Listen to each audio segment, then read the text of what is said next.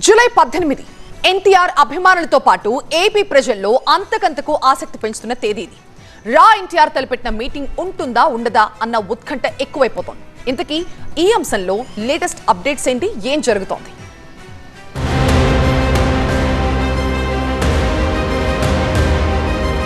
తిరుపతిలో రా ఎన్టీఆర్ మీటింగ్ పక్కన తగ్గేదేలే అంటున్న సాయి రూప్. ఎన్టీఆర్ అభిమానుల్లో చీలిక. పోలీసులు అనుమతిస్తారా లేదా? ఎన్టీఆర్ స్ఫూర్తితో 100 కోట్లతో మహాయజ్ఞం చేద్దామంటూ ఊరువాడ పేరిట పోస్టర్ రిలీజ్ చేసి సంచలనం సృష్టించిన రా ఎన్టీఆర్ సంస్థ ఈ నెల 18వ తేదీన తిరుపతిలో తలపెట్టిన మీటింగ్ పై ఇప్పుడు ఇలాంటి చర్చ జరుగుతోంది. అయితే ఎట్టి పరిస్థితుల్లోనూ తమ కార్యక్రమం ఆగేది లేదని TV9 తో స్పష్టం చేశారు సాయి రూప్. ఎవరు అడ్డొచ్చినా బెదిరించినా ఆపబోమని తేల్చి చెప్పారు. ఎవరో ఒకళ్ళిద్దరు బేస్లెస్ స్టేట్మెంట్స్ ఇచ్చి ఏవో కంప్లైంట్లు ఫైల్ చేసి మమ్మల్ని ఆపేస్తాం పొడి చేస్తాం అంటే అవన్నీ మేము పట్టించుకోము. మేము అవన్నీ పట్టించుకునే వాళ్ళం కాదు. యథావిధిగా 18వ తారీఖు జరుగుతుంది మేము అనుకున్న వెన్యూలోనే.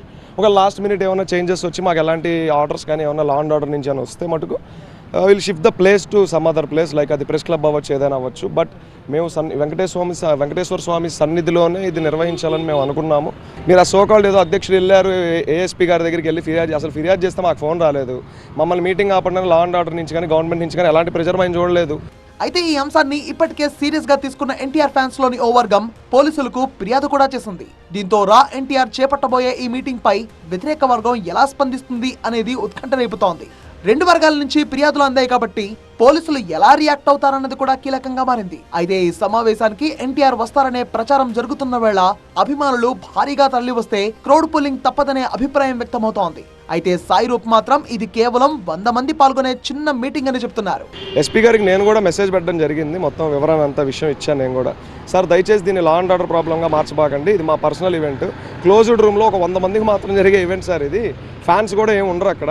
పోలీసులు అనుమతిస్తారా లేదా అనే సందిగ్ధత కొనసాగుతున్న వేళ రా ఎన్టీఆర్ కార్యక్రమంపై ఎన్టీఆర్ అభిమానులు 3 వర్గాలుగా చీలిపోయినట్టు తెలుస్తోంది. ఓ వర్గం రా ఎన్టీఆర్ సంస్థకు మద్దతిస్తుంటే మరో వర్గం మాత్రం హీరోకు చెడ్డ పేరు రాకుంటే చాలు అంటూ తటస్థంగా వ్యవహరిస్తోంది. ఇంకో వర్గం మాత్రం దీని వెనుక దురుద్దేశం ఉందంటూ రా ఎన్టీఆర్ వర్గాన్ని తీవ్రంగా వ్యతిరేకిస్తోంది. అయితే తనకు లక్షలాది మంది ఎన్టీఆర్ అభిమానులు మద్దతుగా నిలుస్తున్నారని సాయి రూప్ చెబుతుండడం విశేషం. వెనకాల ఎవ్వరూ లేరు, మేము మాత్రమే ప్యూర్ ఎన్టీఆర్ అభిమానులం మేము.